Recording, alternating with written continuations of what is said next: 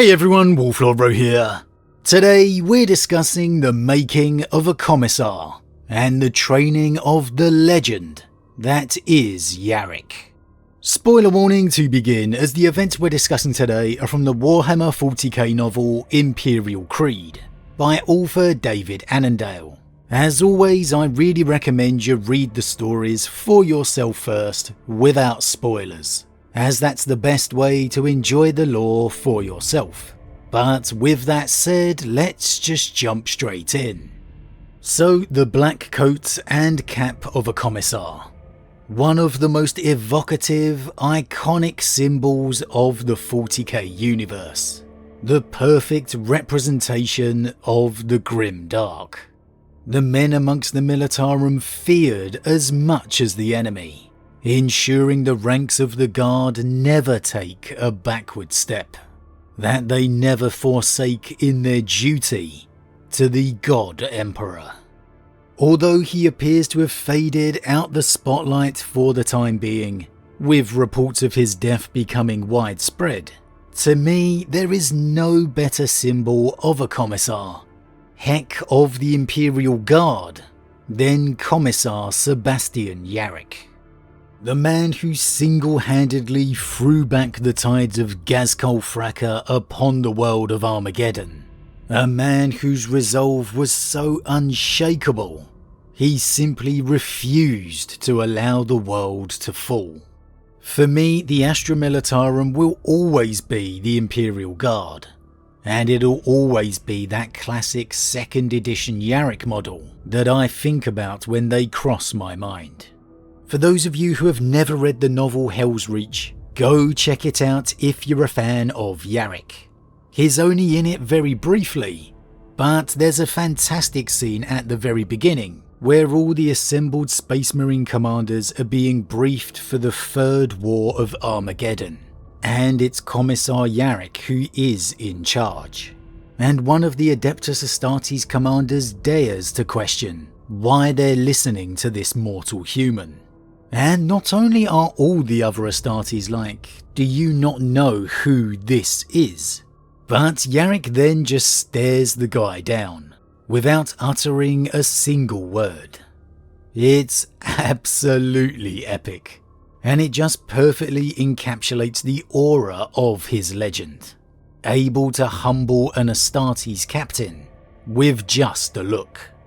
Absolute badass. There's no other way to put it. But of course, all legends, all journeys must begin somewhere.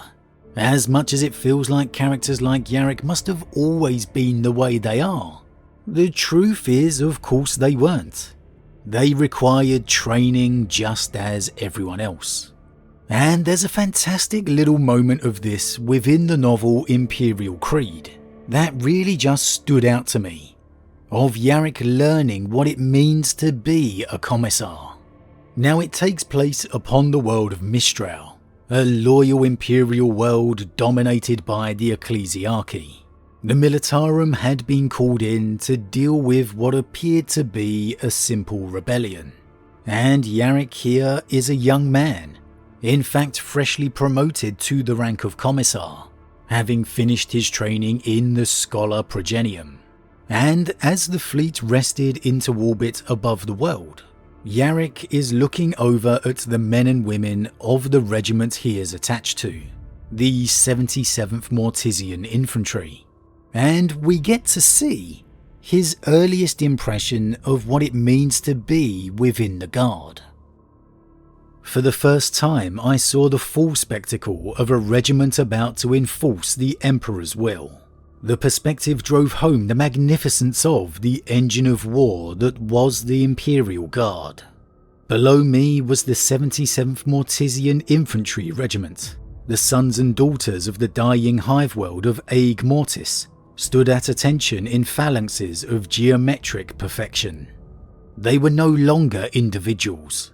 They were a collective entity, a massive fist as clockwork and unwavering in its precision as the limb of any titan. I saw and understood how right and proper was the anonymity I had known before. I had been completely replaceable. I was still.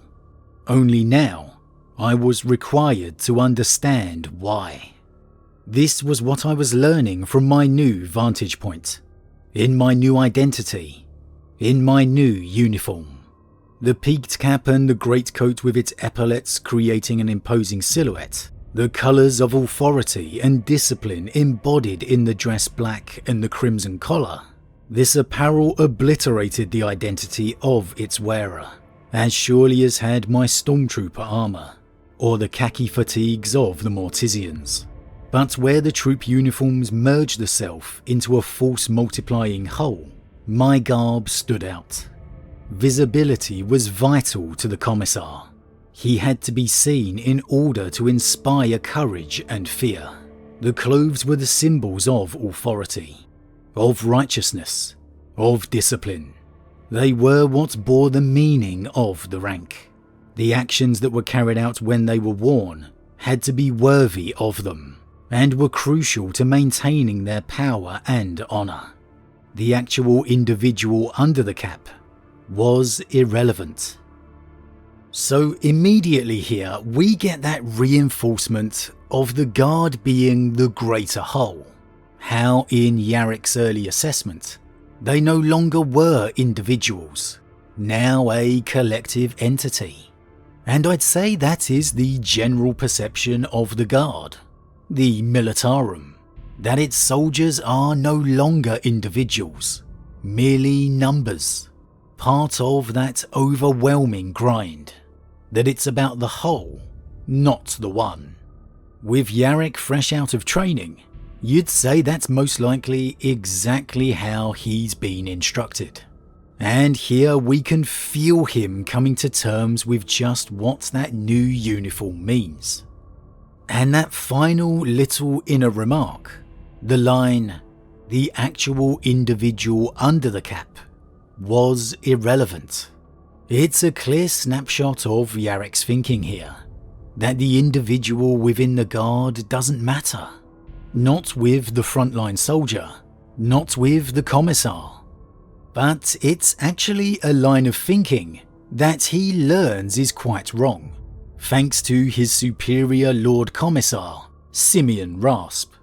Standing beside Yarrick overlooking the assembled regiment, Rasp is perhaps the image of what Yarrick would one day become. A Commissar embedded with experience within his very bones.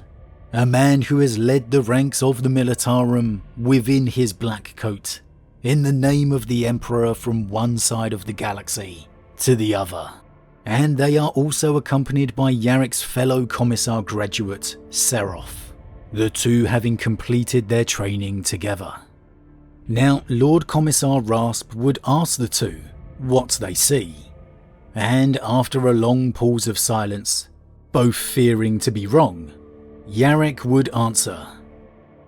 I took a breath, bowed to the inevitable, and answered. I see what I did not fully understand before now, I said. In the guard, the individual is irrelevant. It is the mass. Rasp raised a finger, cutting me off. No, he said. His voice was quiet but drew attention, with as much force as if it was drowning out the Colonel's Vox-amplified speech. If that were true, Rasp said, there would be very little need for commissars. He pulled his bolt pistol out of his holster. Holding the barrel in his left hand, he placed the stock in his right, keeping his fingers open. Not one of my fingers is strong enough, on its own, to hold this pistol and fire it. He closed his fist, lifted the pistol one-handed. With all of them working as one, I am lethal. Seraph frowned. Isn't that what Yarrick said? Rasp shook his head. You are both missing an essential element. If I were to lose even one of my fingers, I could still fire the weapon, but my accuracy and my speed would be compromised. Lose the thumb, or the forefinger, and I will be hard-pressed to do more than simply hold the gun. His eyes, a cold blue so pale they were almost white, flicked over each of us in turn. judging whether his instruction was sinking in. Am I making myself clear? The collective strength is created by that of individuals, Seraph said. Ignore the importance of specific positions at your peril, I added. Rasp returned the pistol to his belt. Quite so, he said. It falls to us, to you, to preserve the health of the whole by ensuring the proper functioning of the part. So here, perhaps a subtle difference to the line of Yarrick's thinking, but an important one. Yes, the Guard's strength comes from the many, that it is a collective effort that makes up the whole, but it is the individuals within that make that strength. A small outlook of correction to the individuals don't matter. That is why as soon as Yarrick uttered that statement, the individual is irrelevant, Rasp cut him off. What Rasp is trying to reaffirm in the young commissars here is that each of the individuals have to play their part, perform their role, in order for the whole to succeed. And in that way, the individual very much does matter. And I love seeing this real early version of Yarrick, a brand new commissar. Sure, a veteran of campaigns as a stormtrooper, but within that black coat, a true apprentice, still learning, finding his way. If I was to have taken the names out, it would have been Rasp who we believed was Yarrick. Yet it's not. And so not only is this a perspective of the legendary figure we've rarely seen, but it's also a good understanding of how he came to be the man he is. Or was, if he is truly dead. Seeing the qualities he would go on to possess within his teacher, Lord Commissar Rasp here. And in maybe the most telling lesson Yarrick would take forward, Rasp turns their attention to the speech Colonel Granach is giving the regiment, asking their assessment. It's a fine speech, but a rehearsed one that he clearly gives at the start of every campaign, and as such, it's clear it's one the troops have heard many times over. But when Seraph questions that that's all part of the ritual and process anyway, we get an extremely important quote by Rasp in response. When you stand before warriors, you must inspire them. He made a sweeping arm gesture towards the deck. I know, as do you, that too many of those soldiers are, whether they know it themselves or not, politely waiting for Colonel Granach to finish so they can get on with it. That is not how it should be. He favoured first Seraph and then me with a hard look. That is how it must never be when you speak. Your authority will inspire fear in the troops who fall under your eye. That is right and necessary, but it is not enough. The mere sight of you must grant them fire, and when they hear you, they must be happy to give up their lives. He paused, at great cost to the enemy, of course.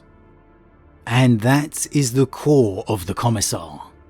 That the authority is to be feared, but the sight is to be inspiration.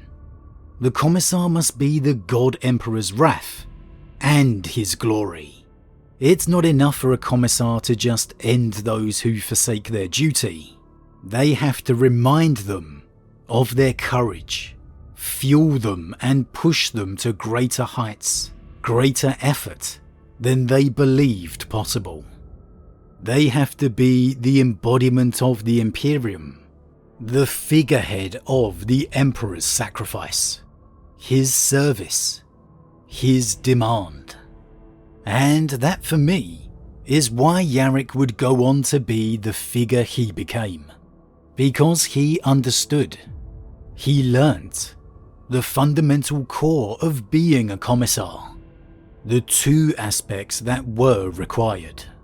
It's a great little look at how a single influential figure can shape and guide the destiny of others.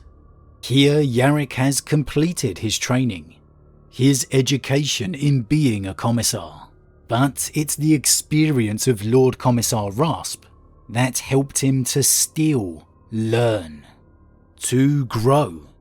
How many other commissars never received that benefit, emerged from the scholar believing they are the finished article?